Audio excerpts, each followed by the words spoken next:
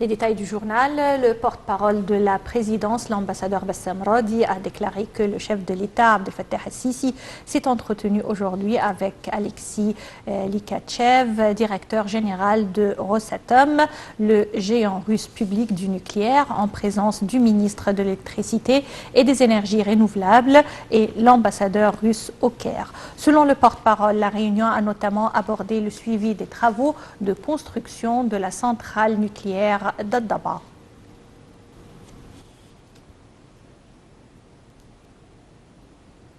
Le chef d'état-major, le général de corps d'armée Mohamed Farid, a visité le camp de formation et de réhabilitation des officiers de la 2e armée.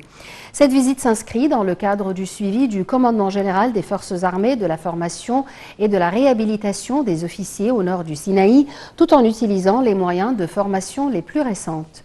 Le chef d'état-major a exprimé son appréciation des efforts déployés par les combattants de la 2e armée pour garder le niveau maximum de préparation et réaliser les missions qui leur sont confiées sous les différentes circonstances. Il a aussi rendu hommage aux réussites réalisées par ces héros des forces armées pour éradiquer les fiefs terroristes, ce qui a mené au retour de la sécurité au nord de Sinaï.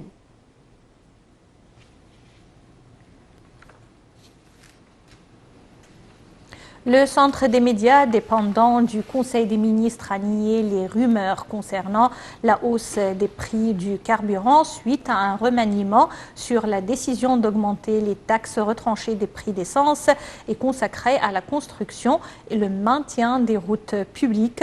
Selon le centre des médias, le ministère du pétrole a déclaré qu'aucun changement sur le prix du carburant n'a été décrété et que le prix d'essence est fixé tous les 3 mois par le comité chargé de gérer les prix des produits pétroliers. D'autre part, le centre des médias dépendant du Conseil des ministres a nié les rumeurs concernant l'annulation des travaux de l'année pour le premier trimestre de l'année scolaire dans toutes les écoles, parallèlement à la décision de donner le choix aux élèves de ne pas aller à l'école.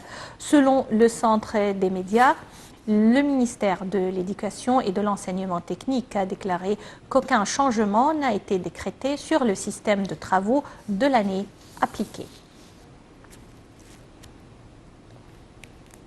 Le ministre des Affaires étrangères Sameh Shoukry s'est entretenu au téléphone avec son homologue japonais Toshimitsu Motegi des moyens de renforcer les relations bilatérales dans les divers domaines ainsi que des dossiers régionaux d'intérêt commun. L'entretien téléphonique a porté sur les derniers développements concernant la fondation du Grand Musée égyptien étant un exemple de coopération entre les deux pays. Le ministre japonais a exprimé la volonté de son pays de relancer le dialogue arabo-japonais durant la période à venir.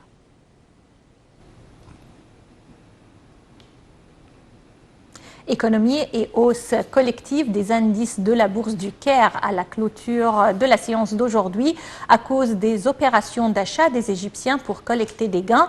Le capital des entreprises cotées en bourse a atteint 639 milliards livres égyptiennes et l'indice principal EGX 30 a gagné 0,69%, atteignant 10 659 points. Les indices EGX 70 et EGX 100 ont respectivement haussé de 1,77% et 1,62%.